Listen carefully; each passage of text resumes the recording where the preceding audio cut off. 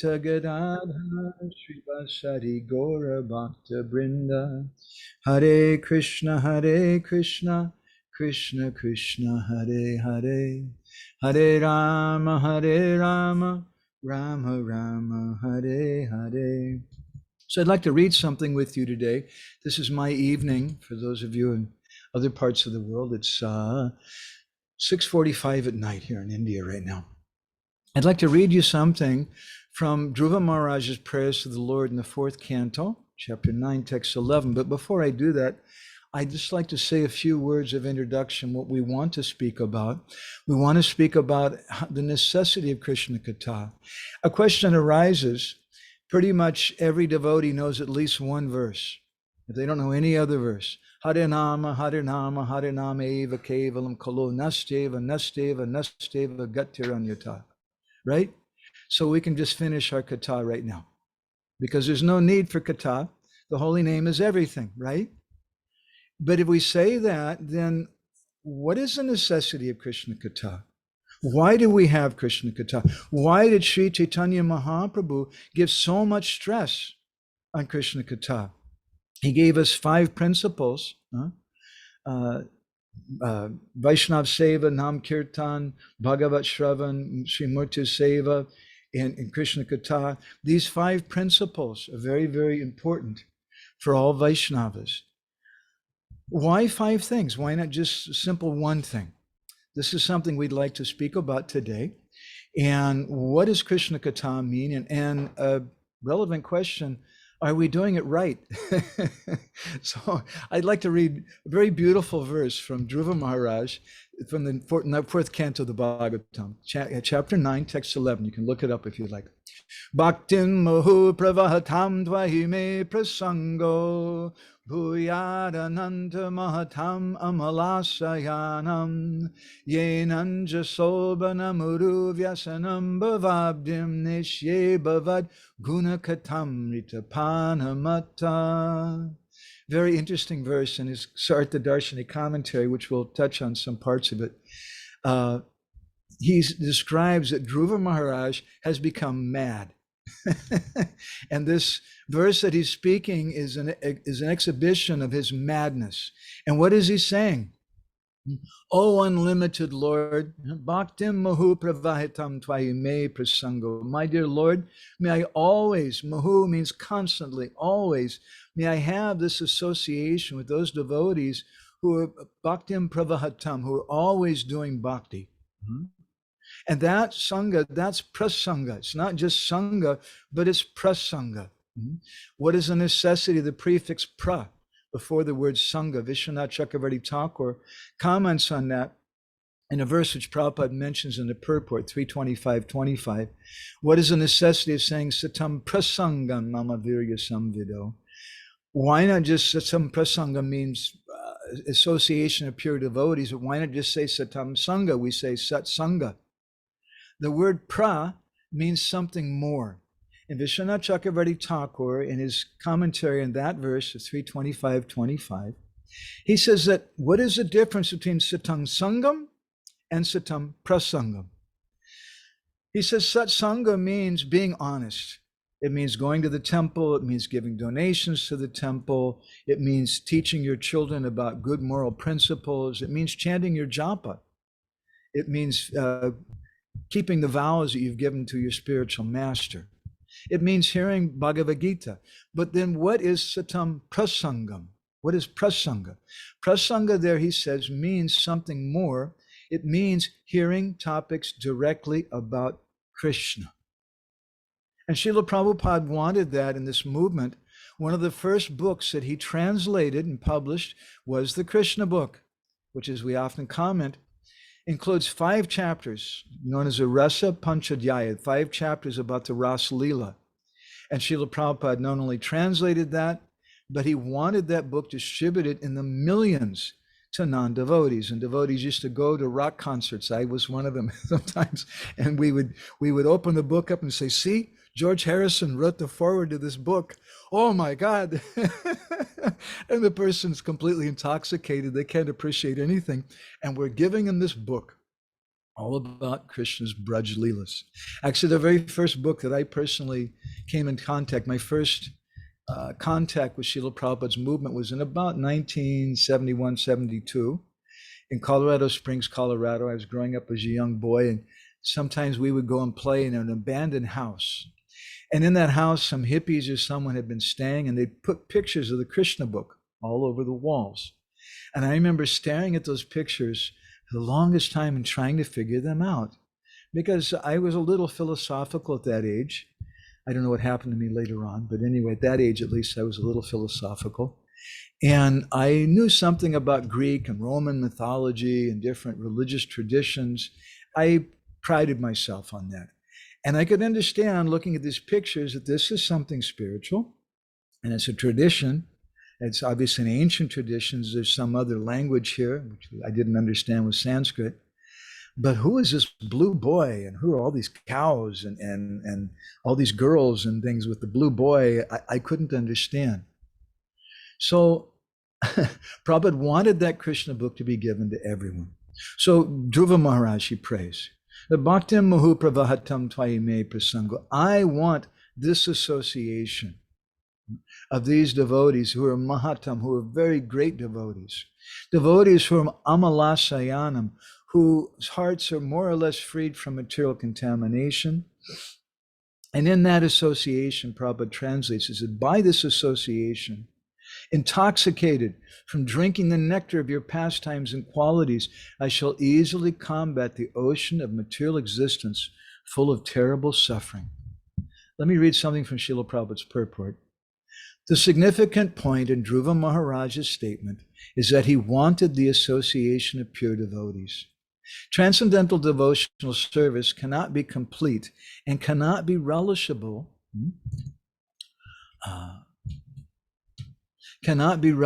without the association of devotees. We have therefore established the International Society for Krishna Consciousness.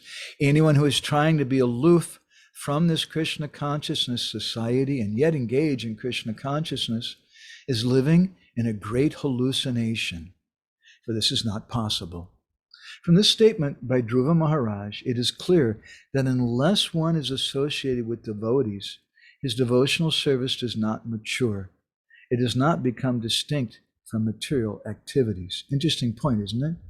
That unless we associate with devotees, our devotional service doesn't mature. It doesn't become, meaning it doesn't become distinct from material activities unless we associate with devotees. Very powerful point. The Lord says, Satam prasangan mama virya samvido bhavanti hritkar.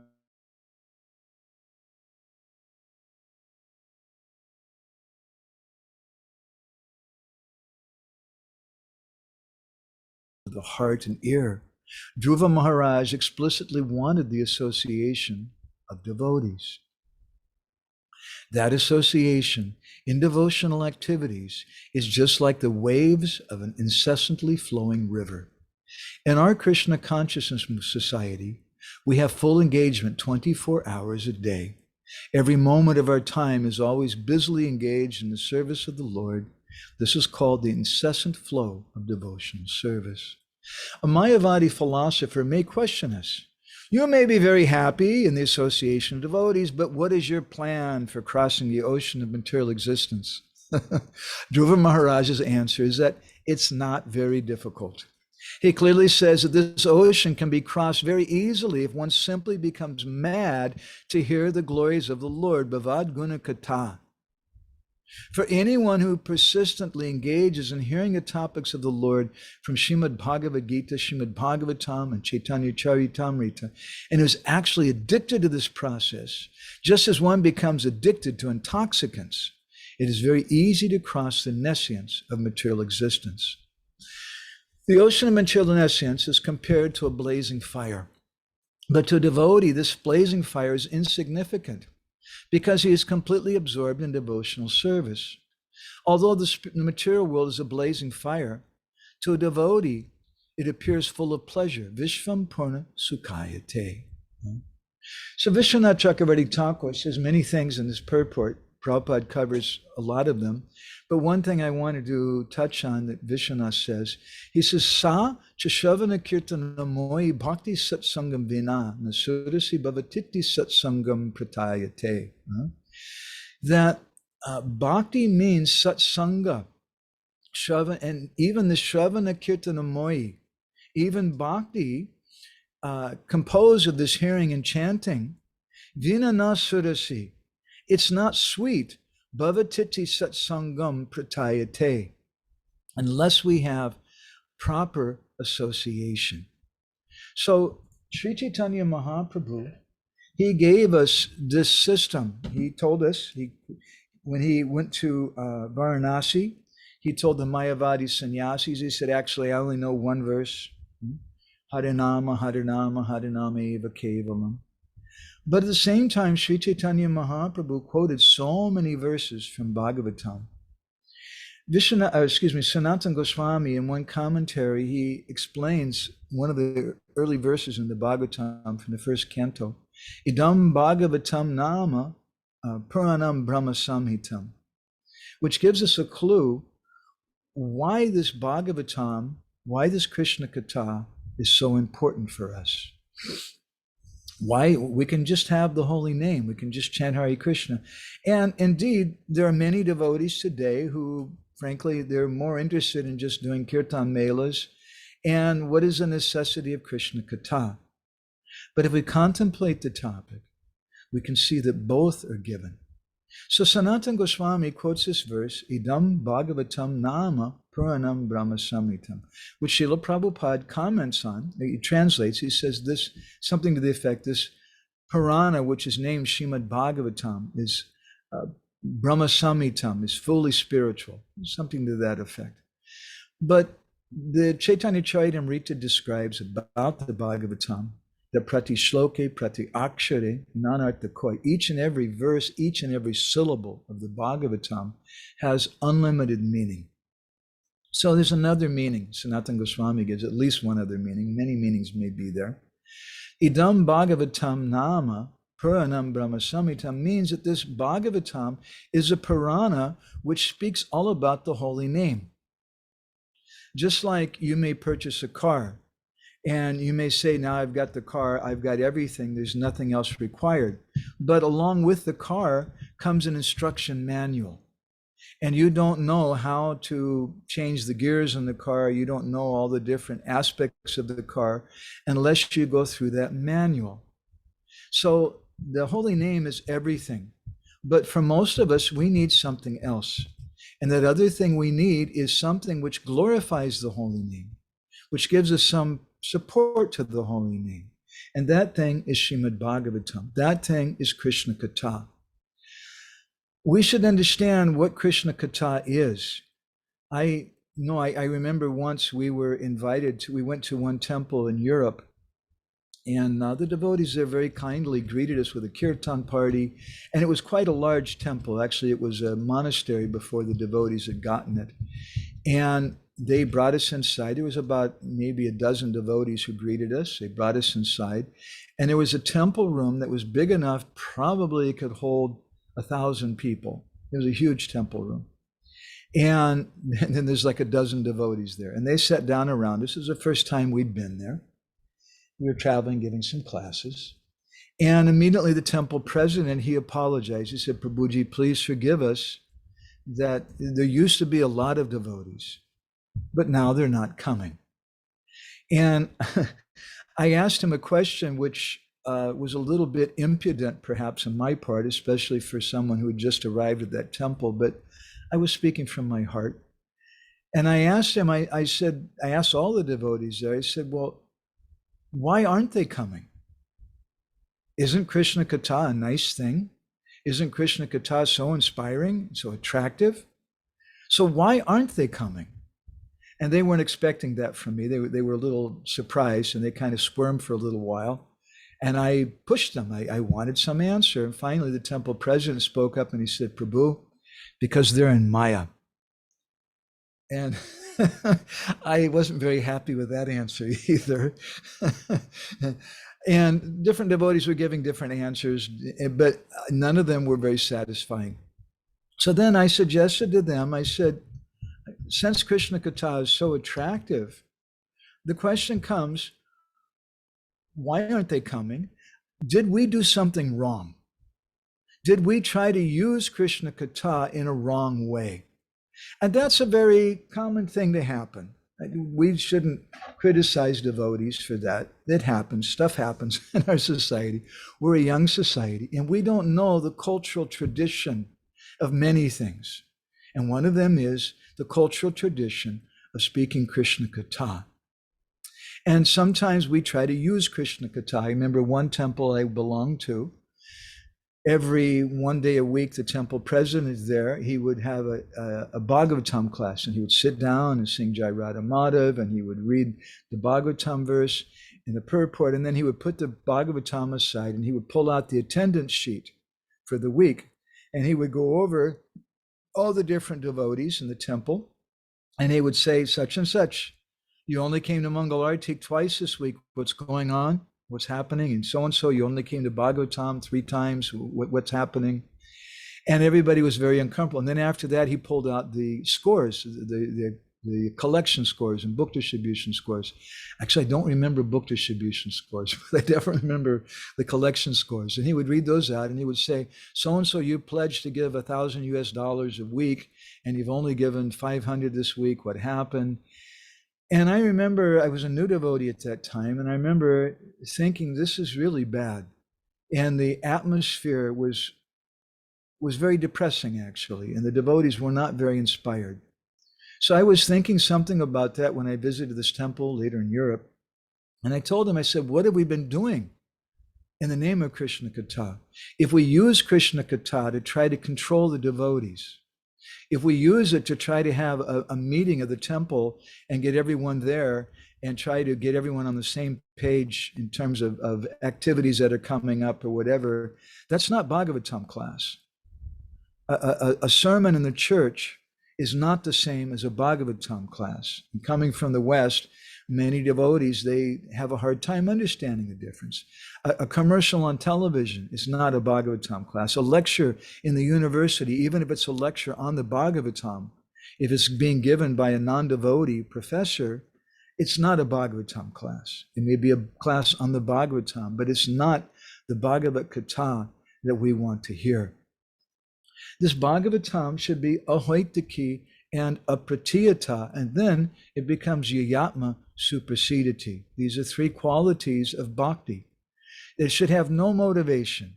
It's not interrupted. It's not that we just do it once in a while or once a week, but we're constantly doing it. And the symptom of when it has that, when there's no motivation and it never stops, it's completely satisfying and nourishing for the heart.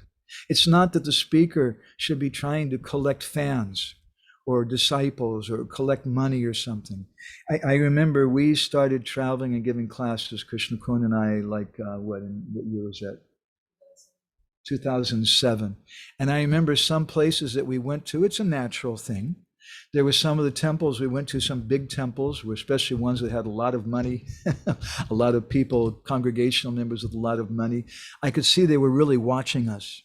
What are they going to do? What are they trying to collect people? Are they trying to collect money? And honestly, as a person who's been traveling and preaching for the last 15 years all over the world, it's something I find in a lot of temples. And it's a bona fide concern, because a lot of devotees in the history of our movement have used Krishna Katha in that way, to collect members, to collect followers, to collect money, to try to get people to join their project and take them away from the temple. There's a long history of this. And I found that very, very distasteful. And it hurts the heart of devotees. So this Krishna Katha is something that Sri Chaitanya Mahaprabhu stressed. This Krishna Katha is something that Srila Prabhupada stressed. Every day we should have the Srimad Bhagavatam class. And again, what is the necessity? Why can't we just come together and chant Hare Krishna? Because honestly speaking, we have this sometimes some bad experience with Krishna Katha, but with the holy name, everybody chants. The mantra is the mantra. It's not that somebody says something in the class and I don't know, is that really bona fide what he said? What is his motivation? But Krishna Kirtan is a very simple thing. There's a song by a devotee named Puri Das, a song from about 300-400 years ago, speaking about the kirtan of Sri Chaitanya Mahaprabhu in Jagannath Puri. I'd like to sing a few stanzas from it for you. Gora hai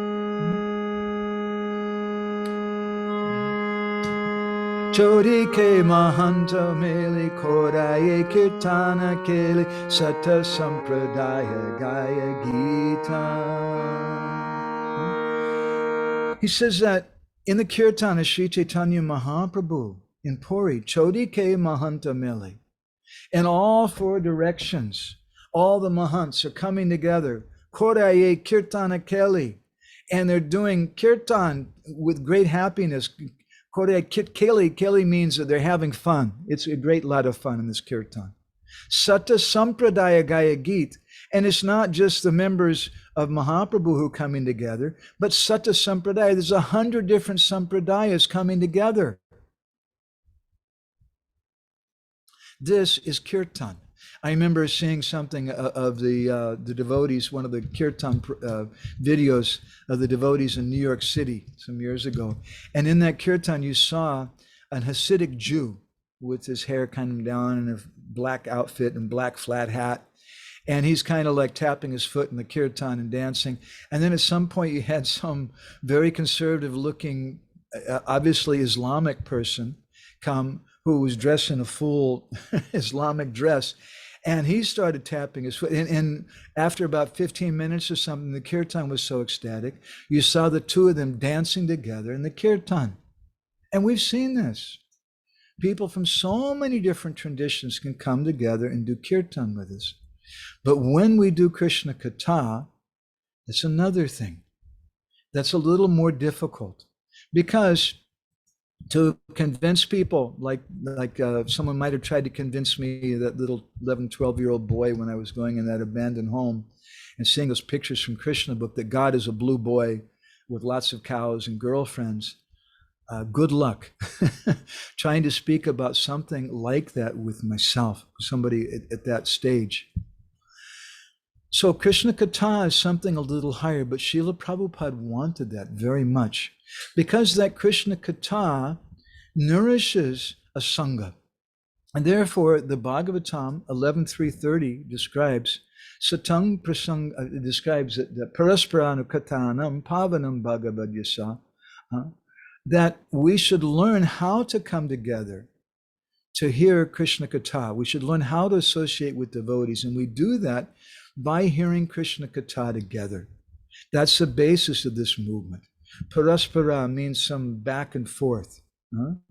And that's pavanam. It's very purifying to hear that Bhagavad Yasa. We have the word Yashoda. It comes from the word Yasa. Yasa is one of the opulences of the Lord. It means the glories. When we hear the Bhagavad Yasa, the glories of the Lord, and not just that we're hearing it, but there's some back and forth, as Ujjwala Rasiga requested in the beginning, and I'd like to underline that. Please have some reflections. Please share your thoughts. This is actually the original meaning of Istagosti. Sometimes Istagosti, we think it means that you come together and you talk about some festivals that are coming up, or you talk about how all the devotees can get along better.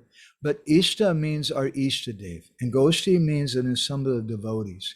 It literally means an assembly where we talk about our feature of the Lord who's the most attractive to our heart. That's an Istagoshi. And at the time of Srila Bhaktisiddhanta, he had regular Istagoshis, and they were completely about philosophy and about Bhagavatam. It was a regular habit. The devotees would go out for book distribution and for Harinam. And when they would come back at the end of the day, there would be an Istagoshi. And sometimes the younger devotees, when they were out on the street, they would meet some Mayavadi or some person who would challenge them in one way or another, and they didn't know what to say. And so in that meeting amongst the devotees, the younger devotees say, well, I met this person, and he was saying that Krishna is actually Savisesh Brahman, and what does that mean, and how do we understand that? And then the older devotees would quote Shastra, and they would explain that to the younger devotees. So this is the nature of Bhagavatam. Parasparanu katanam. Inherent in this statement, paraspara, back and forth, means that we're discussing. It means that if I have some doubts, I can raise them. Whereas in a kirtan, if I have some doubts, I don't say anything. And nobody knows. Nobody knows. Maybe you're there for that kirtan just because you want to check out the boys who are there because you want to find a nice husband or a nice wife, or you're there just because you heard they're going to have pizza after the kirtan and that's why you showed up. Nobody knows that. And you're closing your eyes and acting like you're in ecstasy with the kirtan. But no one knows that thing. And it's not going to help you so much. The kirtan will certainly help you. But when we lower down our guards and we express our inner heart, and we can express our inner feelings, our doubts in an assembly of devotees in a comfortable way. Paraspara also indicates that they're comfortable with that. There's an atmosphere of trust. Bhagavatam class, Krishna Katha, is such an important element for community. Even if we have Katha, you may have different people in the Katha. We have here in Jagannath Puri, there at the Govardhan Mutt, which is the place of Adi Shankaracharya here in Puri. It's a Mayavadi place. Sometimes they're chanting the Hare Krishna mantra. There are some impersonalists who chant the Hare Krishna mantra. So we can do kirtan with them, but we're not on the same page. And it's very, very important that we get on the same page with devotees. Srila Prabhupada had a system, which we'd like to speak about. He said that he established you do kirtan, and then you have some Krishna Katha, and then again you have kirtan.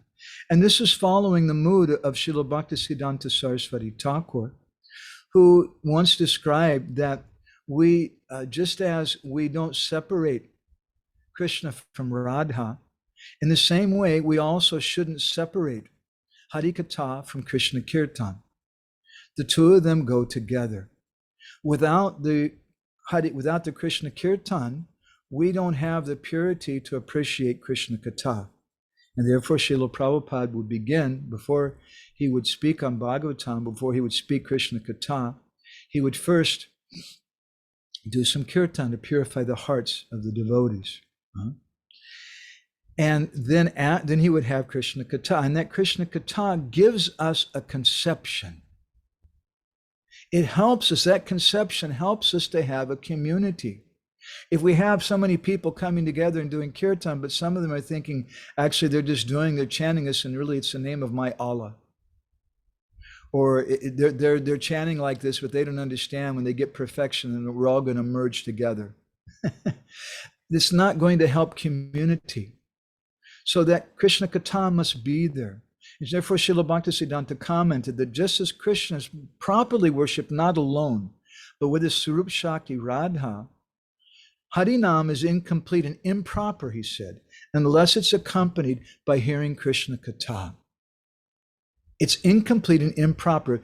That Hari Katha is a manifestation of Srimati Radharani. And just as Srimati Radharani, she's Bhakti Devi, she gives us that bhakti. This Hari Katha gives us a conception. And therefore, Jiva Goswami, in the beginning of Bhakti Sandarbha, speaking about the process of bhakti and the different levels in progress of bhakti, he says the first thing is Adoshraddha, quoting Rupa Goswami. We have some faith. Faith in who? Adoshraddha tata sadhu. We have some faith in sadhu. And therefore we come, and in the beginning, and he speaks about faith in hearing. And in the beginning, we hear from many, many different speakers. And that's kind of like khichdi. Khichdi may be with potatoes, it may be with tomatoes, it may be with potal, it may be with zucchini, it may be with so many, whatever vegetables you have in your refrigerator. It's just you throw it all together. That's khichdi. And so we hear in a general way from many, many different devotees. But Jiva Goswami in Bhakti Sandarbha says, but after some time, we'll meet some Vaishnav and we feel like, oh, I like the mood of this Vaishnav. And let me hear more from this person. And we become more affectionate in that. And then we begin to hear more from that person who generally becomes our Siksha or Diksha Guru. So this is Parasparana Katanam Pavanam Bhagavad Yasa. We come together with the devotees. Prabhupada says in Krishna book that this is the purpose of this Krishna conscious movement.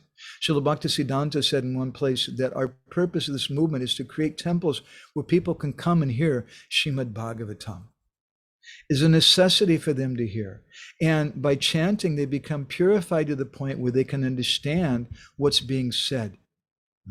And then when that katha enters their ears, then they can get some more inspiration for the holy name. And so these two things are in cause and effect. Therefore, idam bhagavatam nama puranam brahma samhitam. That this Srimad Bhagavatam, it's the Nam Purana. And these two, the holy name and Krishna Katha, they have a very intimate relationship. Just as Krishna is not worshipped properly alone, but he has to be worshipped with Radha. So in the same way, it's not proper to have Krishna Katha without Srimati Radharani. It's good to have Krishna Kirtan without Krishna Katha. So Parasparana Katanam Pavanam Bhagavad-gita. We should learn how to associate with devotees. And Madhvacharya, in his commentary in this verse, he says, we cultivate friendship with devotees by hearing and chanting. In the Sattvata Tantra, it's described, Yata Bhakti Nanashiti. If you want to protect your bhakti, so your bhakti won't become destroyed, then Hari Lila Sutochara, Pareshu Satatam Tvaya, you should always hear Krishna Katha, Hari Katha from the devotees. And when you do that, Karya Pritistavaharya, you develop love for those devotees. You develop love for Krishna. We develop love for the devotees by hearing Krishna Katha, by coming together, and then our doubts go away. We come on the same page. So this is a very, very important principle. In the Shiva Purana, which is one of the Mahapuranas, there's some description given of the system of the etiquette in hearing Hari Katha. Ye nindati cha vaktanam katam chemam suravinam bhavanti sunaka bhukva dukam janma satam hite. You're hearing some Krishna Katha. But if someone criticizes the speaker, or ye nindanti cha vaktaram, vaktaram means the speaker, or the Katha, the story being spoken, chemam suravinam bhavanti sunaka bhukva, that person will take birth as a dog. And janma satam hite, dukam janma satam, for 100 births, they'll be very, very miserable. Katayam vartamanayam durvadam yeva dantihi bhuktva te narakadaran bhavanti garda bhastada. It says that if someone argues and disputes that katha that's going on, that such a person, bhuktvate narakadaran, that person will go to hell. And then after being tortured there, gada bastata, they'll take birth again as a donkey. This is a culture. We shouldn't challenge the speaker. Of course, sometimes things are spoken which are not appropriate, but there's an appropriate way to speak about that, to address it. We go in private to that speaker, or maybe we go to the temple president and say, well, they said like this, and is this correct? And we correct in that way, but not that we argue with the person, because there's some sanctity. Just like if someone asks me to do the Mangal Artik to Radha Madhav in ISKCON Mayapur on Gaur Purnima Day, and I do Achaman, and I offer obeisances to the deities, and I get the Artik tray ready, and then I go outside and I blow the conch shell, and I look around and I see, oh my God, the temple's packed. There must be, maybe there's 10,000 devotees here. And at that time, if I think, they're all here to see me. I'm in big time Maya, aren't I? They're not there to see me. They're there to see Radha Madhav. I'm the servant of Radha Madhav. So in a similar way, we should understand that Hari Katha, people are coming not to hear the speaker talk about how he met his wife or his childhood, or to talk about a movie that he saw on the airplane or something. People are coming to hear Srimad Bhagavatam, because that Srimad Bhagavatam is a manifestation of Krishna. Idam Bhagavatam Nama Puranam Brahma Samhitam. It's the incarnation of Krishna. Krishna Tuya Bhagavati Vibhu Sarvashvai Prati Shloki Prati Akshi Nanatakoi. Just as Krishna's Vibhu, the Supreme Personality of Godhead, so also is Krishna, the Supreme Personality of Godhead. So the pujari, the people are not there to see him. Rather, he's just doing a humble service. And what is that service? He's just doing what he's been told. He's not deciding, well, today I think we'll do it like this, and maybe I'll bring out an umbrella and I'll wave the umbrella around in circles, or instead of blowing a conch shell today, maybe I'll blow a trumpet. I'll do this or that. No, he's doing exactly what's been given to him to do by Guru, because he's a representative of Guru. Gurudev is doing that service, and because Gurudev can't be present everywhere, that initiated devotee is doing that artik on his behalf. And there, what is the artik? He's offering the articles which his Gurudev has told him to offer. First, he offers the incense, then he offers the lamp, and he may chant certain mantras at that time, and he waves them, in a certain sequence, 4 times of the feet, twice of the waist, 3 times of the face, like that. He does it in a certain way. He's just a servant. This is a speaker of Bhagavatam also. The speaker of Bhagavatam is just a servant. Only instead of waving incense and doing it in a certain way, we recite Sanskrit. And Sanskrit's important. Srila Prabhupada taught us that. It's important to try to quote authority, because that authority gives people faith.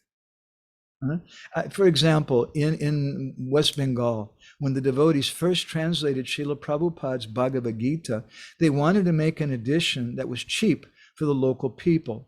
And so they decided not to put the Mula Shlokas, or the original Sanskrit verses of the Gita. They only put Prabhupada's commentary. And they called the book Bhagavad Gita. When they started distributing that book, there was a hue and cry, a complaint from the scholars and Brahmins in West Bengal. And they said, this is not Bhagavad Gita. Bhagavad Gita says, Sarva Dharmam Parityaga Mamekam Sharanam Bhaja. It doesn't say abandon all varieties of religion and surrender to me. There's some Sanskrit there. And Srila Prabhupada taught us we should quote Shastra to give faith in people. And as he spoke in 1977, when he came here to Bhubaneswar in Orissa, he said that the function of the Acharya is Sampradaya Rakshana, to protect the Sampradaya. So we protect our Sampradaya by quoting Sanskrit and by understanding to the best of our ability some of those words. And that's the incense that we wave. It's not our words. And the speaker, he's not thinking that all these people are coming to hear me. If he thinks like that, he's in Maya, like the pujari who might think that everybody's come there to Mayapur to see him do the artik. He's an illusion. Everyone is there for Krishna, and Krishna will appear in that Bhagavatam Katha. I'd like to conclude with a story. We have, just give me 1 second.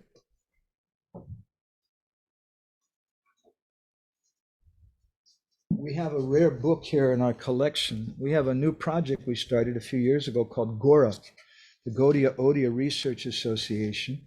And this book, which I'll show you a couple pages of, is one of our prize parts of my collection. This is over 100 years old.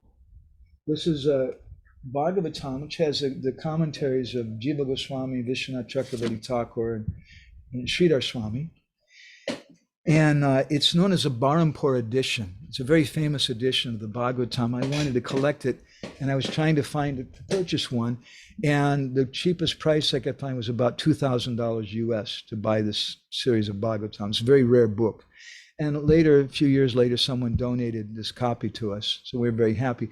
But there's a wonderful story behind it, which I'd like to share to you before we finish our discussion today, which brilliantly, I think, illustrates the point about how the essence of Bhagavatam is Krishna himself. There's a story of a devotee from Dhaka, from Bangladesh, whose name was Radharaman Ghosh. And he was a businessman who had a family, and he was doing his business, and he was always hankering to be able to dedicate his life fully to bhajan. But he had a daughter, he had children. And so later on in life, when he finally got the daughter married and all the children were taken care of, then Radharaman Ghosh took their blessings and he left home and he went to Vrindavan to dedicate his life to Nam Bhajan. And He used to walk through the forests of Braj in Vrindavan. At that time, this was over 100 years ago. There were wonderful forests in Vrindavan. And he would chant japa like that. And one day, as he was going through the forest, he could hear someone reciting a verse. Idam Bhagavatam Nama Puranam Brahma Samhitam. Srimad Bhagavatam verse from the first canto. And Radharaman Ghosh thought, well, this is strange. Someone in the middle of this huge forest is reciting Bhagavatam. So he came a little closer to see what was going on. And he found there an old man who was sitting in front of a tamal tree in the forest. And he was reading Srimad Bhagavatam and crying. And Radharaman Ghosh thought, this is pretty far out. Let me just quietly sit down and listen to this Bhagavatam Katha. So he did like that. And when the old man was finishing, and Radharaman Ghosh very quietly got up and left. And the next day he came back again and found the old man was there again reciting Bhagavatam. And Radharaman Ghosh was coming every day. And every day he was very quiet. And he would sit and listen to the Bhagavatam. And that old man didn't realize that he was there.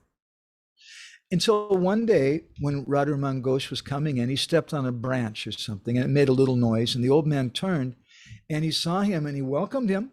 He said, come, sit down. He said, you'll be the second listener of the Bhagavatam. And Radharaman Ghosh looked around. He said, what do you mean, second listener? Yes, Krishna is the first listener. He's listening. And Radharaman Ghosh thought, anyway, these Hare Krishna people, they're a little funny. He didn't think anything more about it. And so they were going to first canto, second, third, fourth, all the way up to the 12th canto. And that old man, on the day that he finished reciting 12th canto of the Srimad Bhagavatam, as he was finishing the last verse, an amazing thing happened. That tamal tree in front of him that he was reciting to, suddenly that tamal tree started shaking and started cracking and breaking open. And Radharaman Ghosh saw there was a very effulgent light coming out. The tree broke into two pieces, and there he saw standing in front of him with a very charming smile and a flute pressed to his lips. He saw the son of Nanda Maharaj, Krishna. And Radharaman Ghosh fell over unconscious in ecstasy.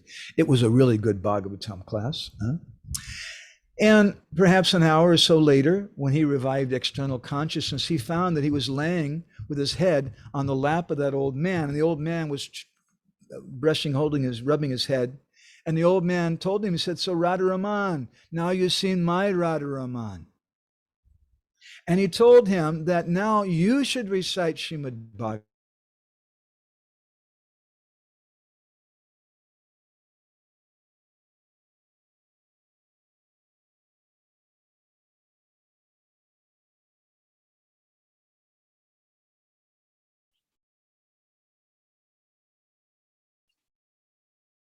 Hare Krishna. So this old man encouraged Radharaman Ghosh, you speak Srimad Bhagavatam now, and Krishna will listen. And Radharaman said, well, what do I do? Do I have to find a tamal tree? Or and the old man said, no. And he quoted a wonderful verse, which summarizes our points, I think, today, from the Vaishnav Kanda, the Skanda Purana. Srimad Bhagavatam Shastram Yatra Bhagavatara Yada Kirtyate Shuyate Chapi Shri Krishna's Tatra Nishtitam. That whenever devotees come together and Srimad Bhagavatam Shastram Yatra Bhagavatara Yada, they come together and they recite Kirtate Shruyate, they recite and hear Srimad Bhagavatam. You should understand Shri Krishna's Tatra Nishtitam. Krishna's personally present. Now you may ask, okay, does it mean you have to recite the whole Bhagavatam, and after reciting the whole Bhagavatam, then Krishna's present? No. Srimad Bhagavatam yatra shlokam slokardameva chatachapi bhagavan Krishna balavi bir virajate.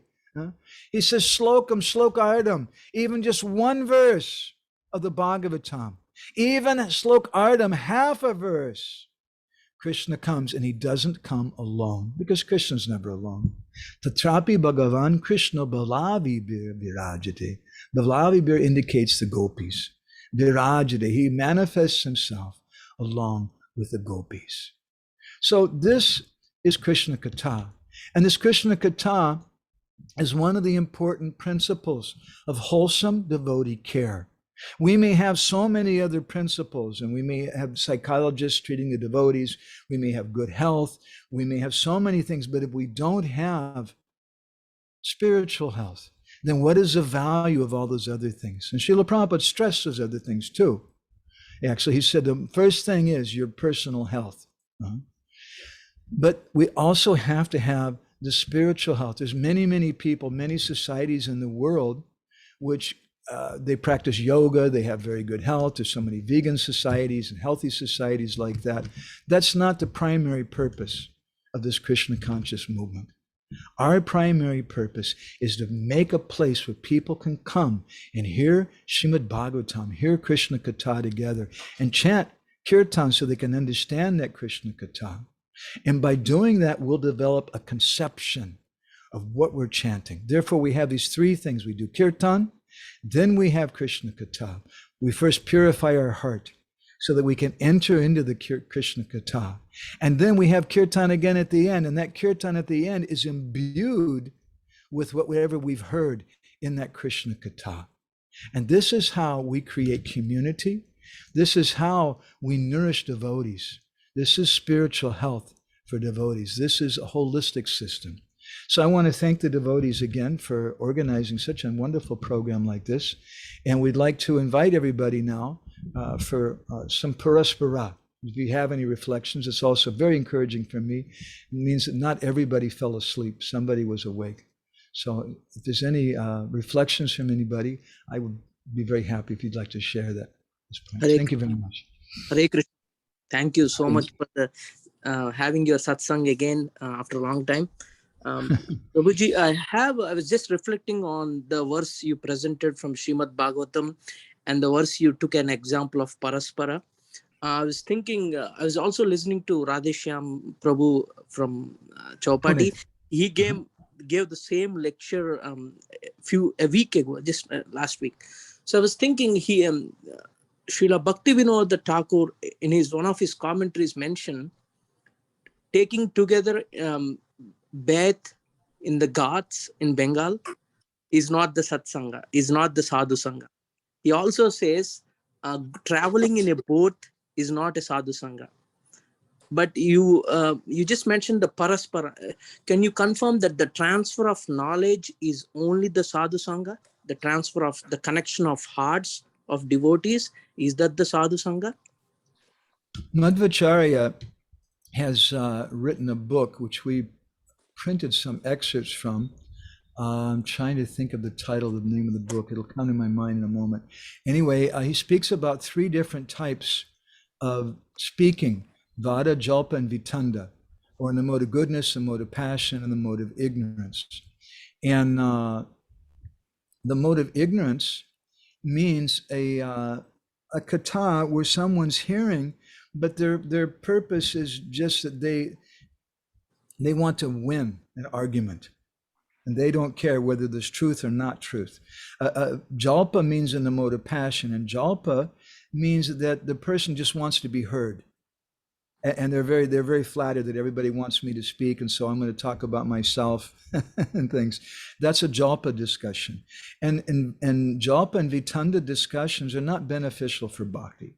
Just quarreling and arguing, wanting to defeat the other person is Vitanda. We're not interested in that.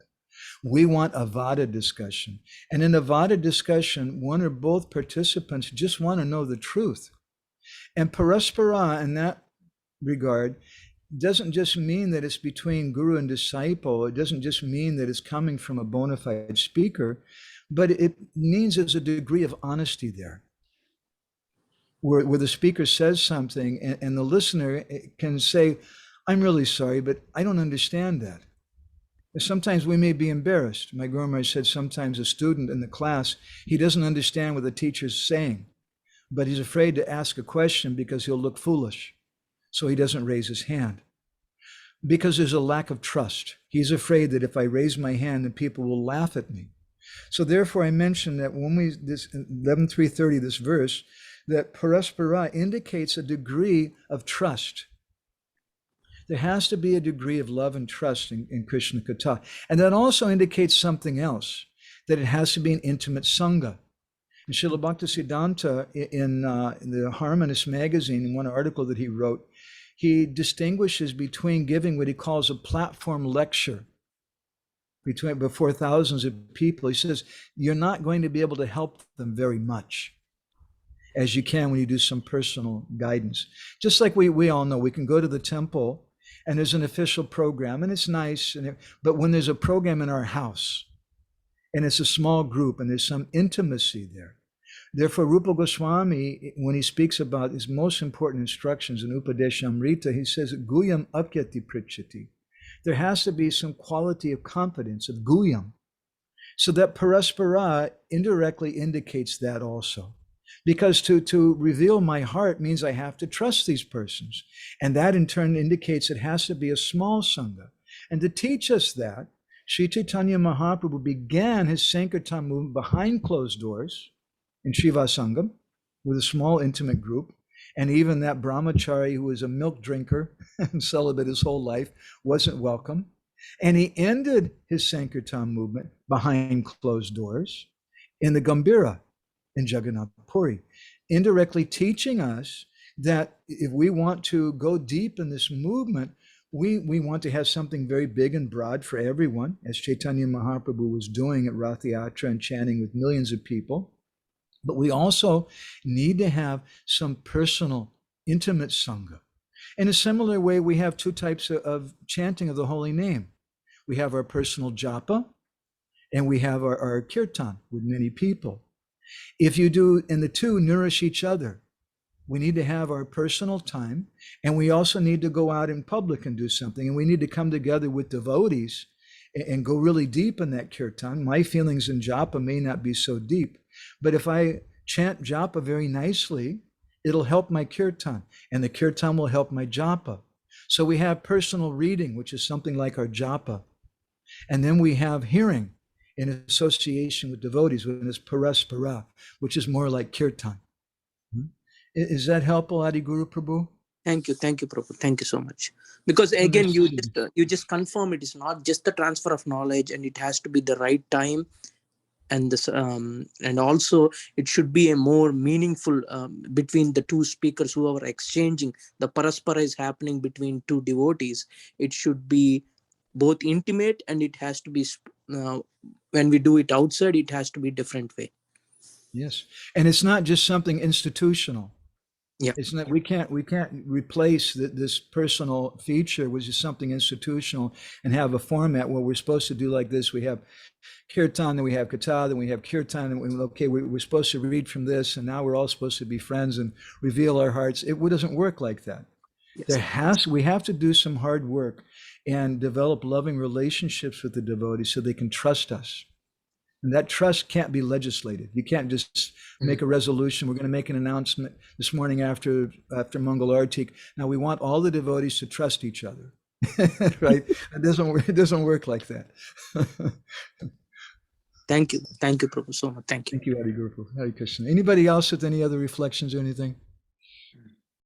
Hare Krishna. I think Mother Krishna Priya has raised her hand. Krishna Priya is here. Hare Krishna. Good to see you again. Wow. It's so good to see you. I'm the behind the scene listener to your class a lot. And it's always very nice speaks that they practice what they speak. And the reason I've always appreciated listening to your kathas is because, like you said, that it shouldn't be motivated. It shouldn't bring in all other topics, but it should be based on giving the Bhagavatam or the Chaitanya Charitamrita. And that's something that myself and other devotees have been really talking about, like the importance, like if we have the opportunity to give Bhagavatam class, even if we don't feel we're very qualified or we don't have such deep realization, but to try to at least just stay in the mood of the previous acharyas and to pray, to be able to be an instrument. And I just was really appreciating that it's such an honor if we get to speak. And like you were saying, it shouldn't be used for one, is that opportunity, a short period of time that Krishna can manifest like he did in the story you just told. So just wanted to thank you for those points. Wow, what a great comment. Thank you, Krishna Priya. It'll spoil everything, isn't it? Because Yeah. people come, they're idealistic, and we want something idealistic. But if we see if they're doing it because they want money, or they want to control you, or they want to get followers or something, then we feel hurt. And it's no longer inspiring. It's not Yayatma Suprasidati. It's not Bhagavatam. It may be externally the Bhagavatam, but just as Jagadananda Pandit says in Prema Vivarta, that Namakshara Bahira Beti Nam Kabunoi, that just the syllables of the holy name, they're not the holy name, unless it's in association with devotees. So also the Bhagavatam is more than just the syllables. We're reading the Sanskrit shlokas. It's the heart of the devotees. And that has to be paraspara. It's not that the speaker says, oh, I'm such a great person. They invited me to Goloka Dham, and now I'm going to come and give my association. I'm so exalted. What Vaishnava will think like that? If he thinks like that, he's not a Vaishnava. Exactly. But the Vaishnava goes and he shares what he's heard from his Gurudev. And then he wants to hear back from the devotees, paraspara. And then it creates a sangha, creates a wonderful sangha, loving sangha. And that's what Srila Prabhupada wanted. That's what we need. That's what we're all hankering for, to have that kind of community. Thank you so much. And I feel fortunate because in our small community here, I see so many devotees that when there's an opportunity to hear, that they take the time and they want to hear. And so that also is very hopeful. Thank you for joining us. Well, thank you. I was really inspired when I went there last time, and I got to stay in the wonderful home of Aditya Narayan Prabhu and his good wife, and we got to meet you. And I saw that many devotees are very eager to hear Krishna Katha, and that gives us life. If you go and you speak something, maybe you've heard something. I've heard so many things from my Guru Maharaj and my Guru Janas, and you want to share them, and you go there, and people don't want to hear it. They're not interested. Then in that case, the Padma Purana says that ashadadani vimuki prashinvati. If someone is ashadadan, they don't have faith in you, or prashinvati, they're just not interested, or vimuk, they're just turned away. They don't really care what you have to say. Then it's namaparad, it's an offense to try to speak to them. It's depressing, isn't it? We've all experienced that. One time, wow, I read this amazing thing in the Krishna book. Let me look. I don't have time for that. Leave me alone. And it breaks your heart, doesn't it? Yes, very Thank much. you, Krishna. Thank you. So happy to see you again. Anybody else with any reflection? Someone here's written a question. How should Bhagavat Katha be presented differently when dispersed online and devotees are not sitting face to face? It's not the same, is it? Well, let me ask you a question. What about, we have some young ladies listening to the Katha today. They can say, because ladies are a lot more rasik than the men are. They know more about emotions and things. How many young ladies would like to marry a man who you'll never get to meet, but you can talk to him on Zoom? And that's the only contact that you can have. Would you be satisfied with that? Now, there might be some ladies who say, yeah, I'm satisfied with that alone. I would think that person's a little strange, that lady. She's not going to have a child. She's not going to, her emotions, she has some psychological problems probably, because it's not the same. But at the same time, when we don't have anything else, it's there. And Srila Prabhupada, he said different things at different times. I compiled wrote an article about this in a book we printed recently of our Guru Maharaj called The Process of Inquiry. And we called that article From the Lips. And we quoted a number of things from Srila Prabhupada, where he says that he said, I'm present in my books. I'm always present in my books. But then at the same time, there's some other things where the devotees ask Srila Prabhupada sometimes, can someone become a devotee just by reading your books? And Prabhupada said, no. It would be just like if Aditya Narayan Prabhu was sitting in his home, and he's sitting there with his wife, and they're watching a video lecture of Srila Bhakti Charu Maharaj. And it's a really nice lecture, and they're very happy. And then all of a sudden, one of their godbrothers comes running upstairs, and he's crying. He said, "Oh my God, I don't know how it's possible, but Guru Maharaj is downstairs right now, and he's giving a class." So Aditya Narayan Prabhu, will you say, "Anyway, it's not necessary to go downstairs. I'm watching the video, and that's non-different from him." Will you do that? Of course you wouldn't do. You would never do that. We would run downstairs. We want that physical association. But at the same time, when we can't have anything else, there's something in this kind of Sangha today, but I can't take prasadam with all of you. I can't give Aditya Narayan Prabhu a big hug or Adi Guru Prabhu. I'd like to be able to do that. I can't do that. There's some difference. But when we have this paraspara, some back and forth, then it helps to make up for that. Very much helps. Whereas on the other hand, we may have some physical association, we may have hugs and even prasadam, but if there's no paraspara, then it becomes like a lecture in the university, where it's a one-sided thing. I'm speaking to you. Or as we mentioned, a sermon in the church or a commercial on television. That's not Krishna Katha. Krishna Katha means paraspara. There's some back and forth. So that's from Keshwan Ramlu. Ramlu, I think he says. Okay, thank you for that. Anybody else, any reflection, anything? Hare Krishna Prabhu, we have one hand raised by Prashant Prabhu. Okay. Yeah, I see his hand there. Hare Krishna Prabhu, Dandavat Pranam. Can you pin him there? Yeah, thank you. Hare Krishna Prabhu. Thank you so much for that lecture, Prabhu. This is the first time I have been hearing your lecture. And the one thing that was coming into my mind when I was hearing this one was like, I thought always Bhagavad Gita and Bhagavatam are always being spoken in three different levels. That is like a speaker can speak at mode of ignorance, mode of passion, mode of goodness.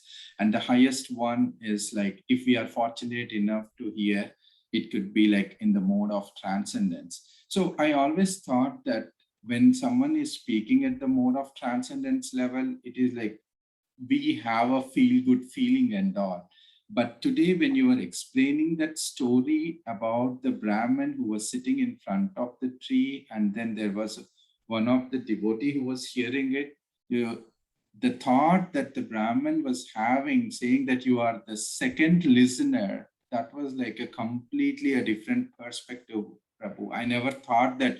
I understood that when someone is reading Bhagavatam, Krishna is there. But when someone is reciting a shloka and all, thinking that Krishna is there in front of them and he is the first listener and the rest are the other listeners and all.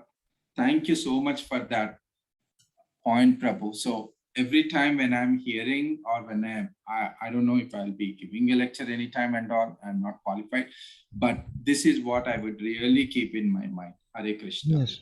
Thank you very much, Prashant. I really appreciate that reflection. Thank you for sharing that. Jiva Goswami in Bhakti Sandarbha, he says there's two types of vaktas or two types of speakers, a sarag vakta and the nirag vakta, or the speaker who has material desires and the speaker without material desires. And we want to hear from a speaker who doesn't have material desires.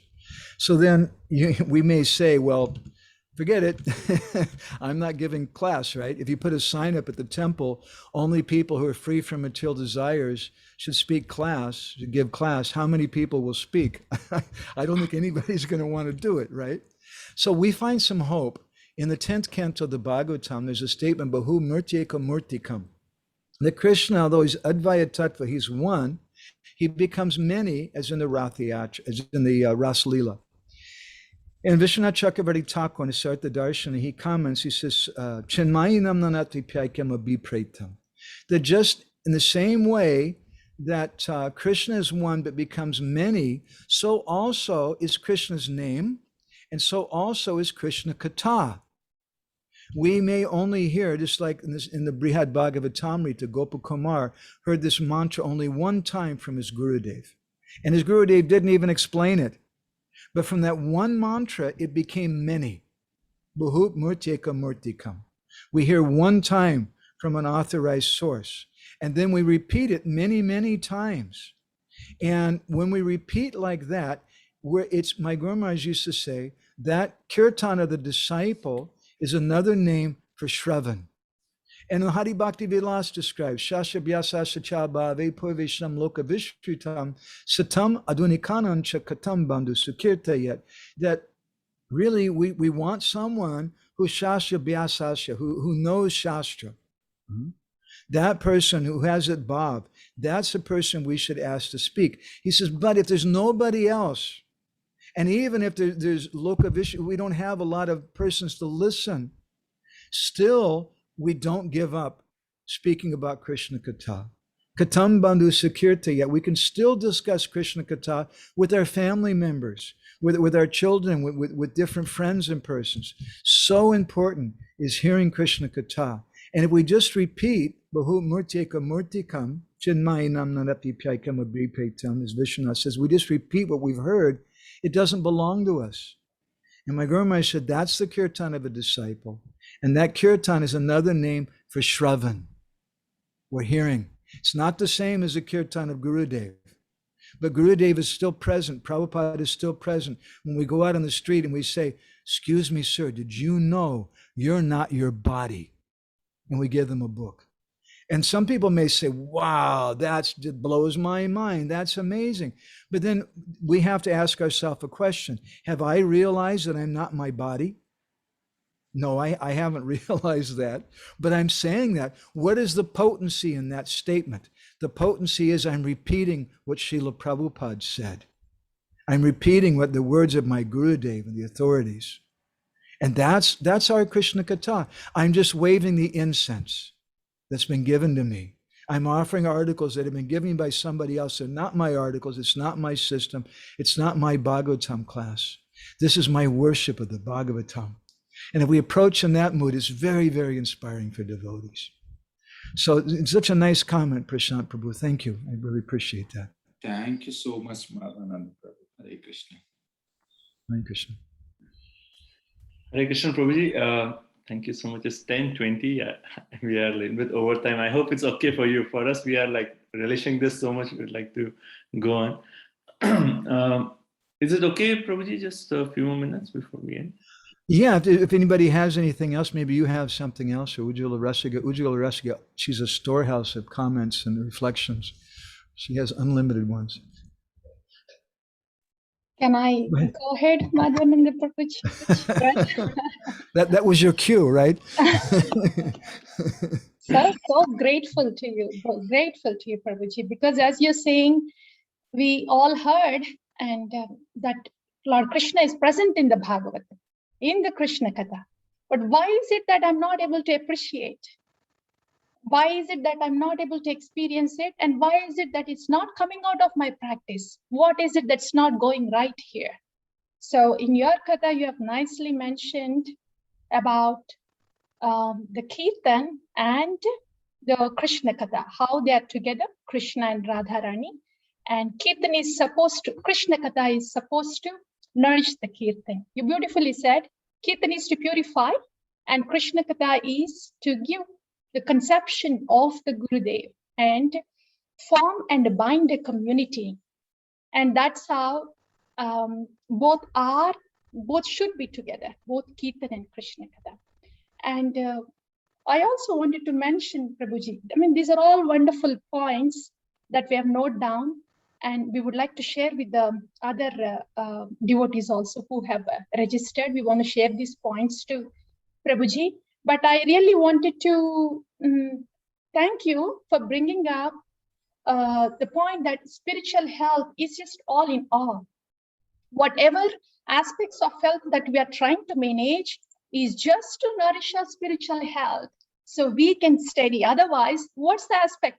What's the point of having a great physical health? Like Bhakti Siddhartha Saraswati Thakur said, what's the point of you living when there is no Bhagavatam, when you can't hear Bhagavatam? So whatever aspects of health are there, we just want to acknowledge them and take care of it only so that we can spiritually be very strong, steady, and relish and cherish bhakti to an extent that it overflows as kirtan or prachar. That is our single pointed focus.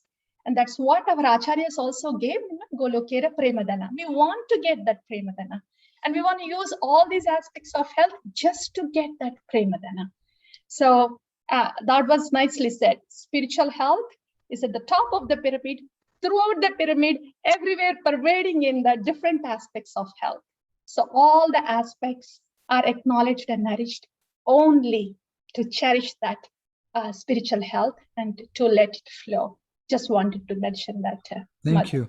I really appreciate the presentation that you and the other devotees are making with this devotee care initiative to take a different perspective from what you just said. We could say, well, we should just all be pure devotees and just chant Hare Krishna and that, but then we're not really being devotees. Because Rupa Goswami, Jiva Goswami in Bhakti Sandarbha says is Prasanga Rup Seva. We also want to serve the body of Gurudev, the body of the devotees. And if we don't serve the body of the devotees, if someone invites you to their home and they just want you to speak Krishna Katha, but they don't feed you, or they don't give you a place to stay, because that's not important. What's important is Krishna Katha or Kirtan, and you can sleep outside in the rain, Prabhu, and we're not going to give you, that's not, you haven't heard anything. We also have to take care of the bodies of the devotees. But when we take care of those bodies, and not just their bodies either, but as you're pointing out, their emotions, their psychology, their psychological health, their physical, their social health, but we should always be connecting that spiritually. And this is why we're doing it. So another perspective. Thank you very much, Ujjwala Rasika. You're doing such a wonderful thing. And Prabhuji, the very reason behind coming up this initiative is, Prabhuji, our acharyas gave us such a wealth and we want to receive that wealth. But in the very beginning stages of bhakti, when we have those instruction standards set up so high and we try to jump and reach there, and there's a lot of spiritual bypassing that happens where we lose connection with our own self and get lost. And we just see that we are not happy practicing bhakti. So that's why, unless we kind of integrate these things, acknowledge them without any spiritual bypassing, and then make progress wherever we are at. So whatever is being given, we will be able to receive it as it descends. This is where we are at, Prabhuji. Jiva Goswami, again in Bhakti Sandarbha, says there's two types of bhakti, sakaitava and akaitava, or bhakti with cheating and bhakti without cheating. And bhakti with cheating means that we're trying to act like something we're not.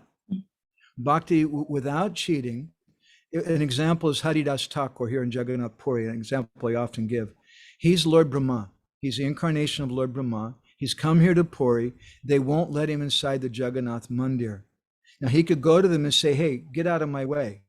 I'm Lord Brahma. I installed the deities here in Satya Yuga. But he didn't do that. He identified himself as Yavana Haridas. He never denied that I come from a Muslim family. But I see sometimes amongst devotees, when we get initiated, we forget all about our parents. We forget all about our background. We want to deny that. And it's not right. Right. Maybe we are a very different person. Hopefully we are than where we grew up, but we should never forget where we came from. True. And we should identify with that. I'm a very, very fallen person from a very fallen background. So thank you. Thank you, Prabhuji. Kashwan Ramlu has another comment here. To develop spiritual health and being a non-initiated Bud Jeev, how can I motivate myself toward reading scriptures? And what should be my mindset while doing so?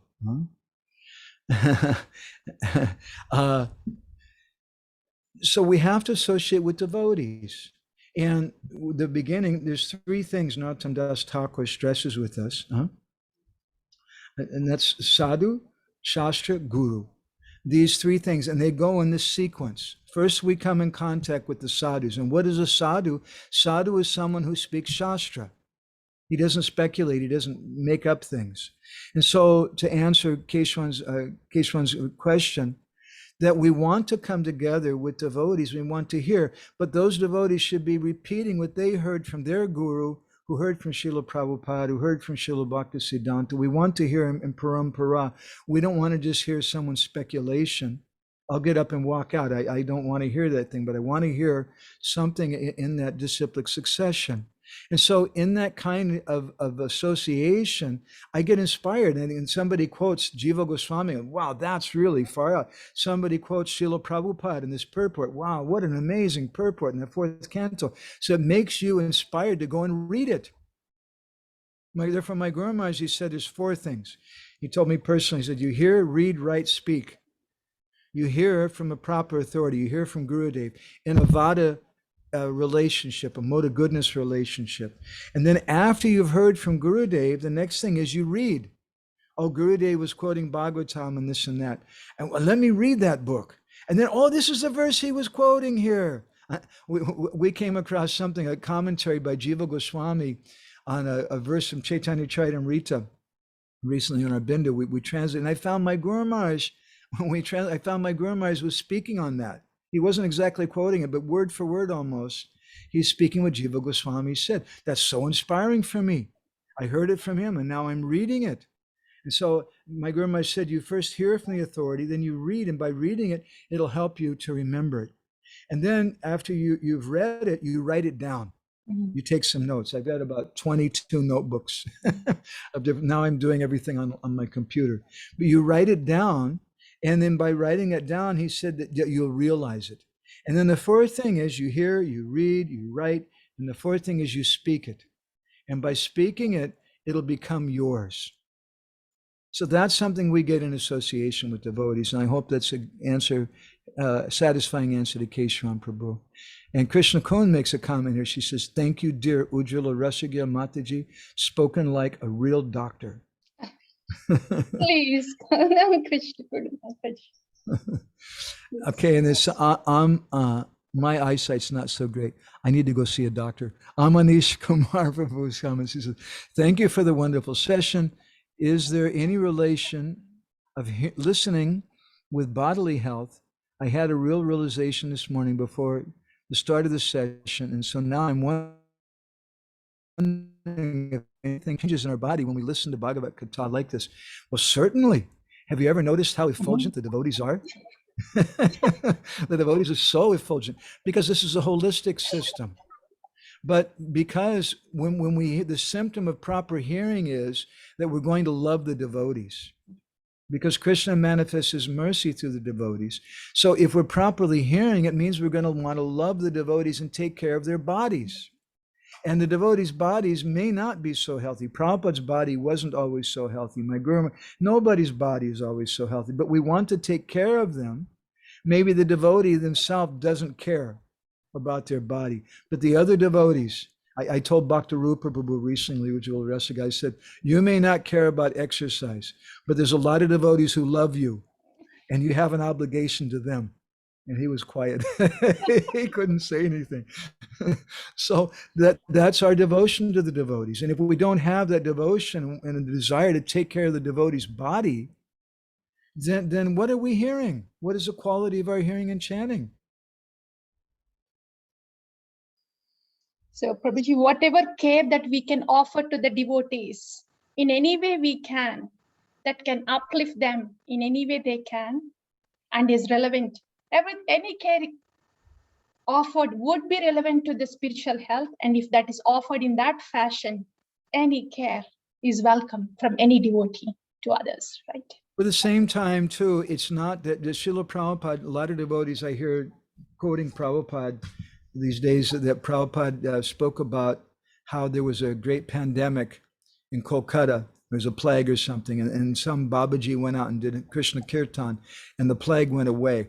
But if you continue reading what Prabhupada said, you hear what Prabhupada said. He said, this was Nam Aparad. He said, we don't do Kirtan for that purpose. So in the Hari Bhakti Vilas, there's a number of verses that say that you can be healed of all types of disease just by chanting. Of course, I think that means chanting Sudanam in a proper surrendered way. But if someone chants with that desire to get that perfect health or something, that's not, then you're not chanting Sudanam. You're misunderstanding something about it. It's not our purpose. We understand though that there's a story of our Fakir Mahamprabhu who told me that there was one person who came to his guru and he said, Guru Maharaj, there's this my daughter, this person is very sick, and can you give some mantra or something? And his guru said, just chant Hare Krishna. And he said, oh, Guru Maharaj, we're already chanting Hare Krishna. That's very common. And that's not going to work. Do you have anything special?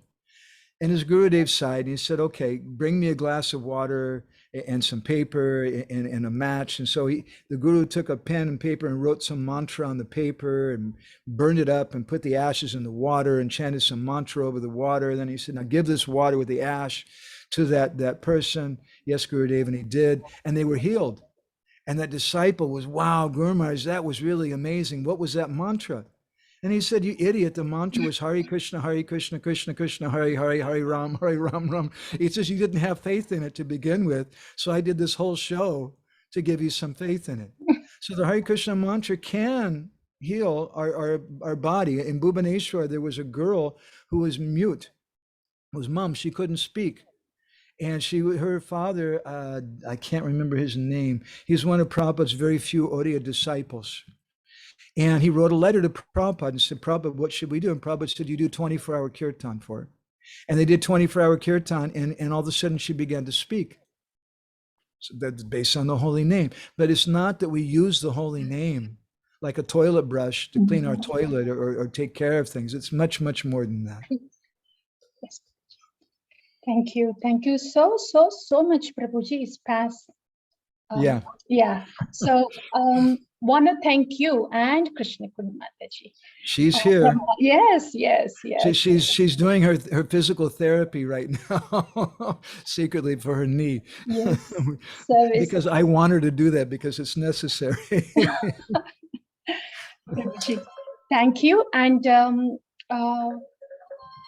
we will be sending all this information that is relevant to the wholesome devotee care, including the take-home points from your Katha that would help us in the future too, Prabhu. There are many devotees who have sent their email address. We want to send all this nectar that is in the points and send it to them. So all this material will be sent to the devotees, and whoever would like to receive them and haven't sent your emails yet, please do send to us, to either Aditya Prabhuji or myself, and we want to forward all this material for all the series, so you can have them too, all the series upcoming. Madhavananda Prabhuji, Krishna Mataji, thank you so very much. Thank you. And it's so nice to see Aditya Narayan Prabhu again and Krishna Priya and all the devotees there. Thank you very much. Hare Krishna. Prabhuji, thank you so much. I also want to personally express my gratitude. Like this entire session, like so many wonderful points. Like for me personally, the take-home point was the point how you explained that how Hari Kirtan is incomplete and improper without Hari Katha. That was one point. And the other point that really touched me is how that Hari Katha is more in an intimate group where we have that Paraspara.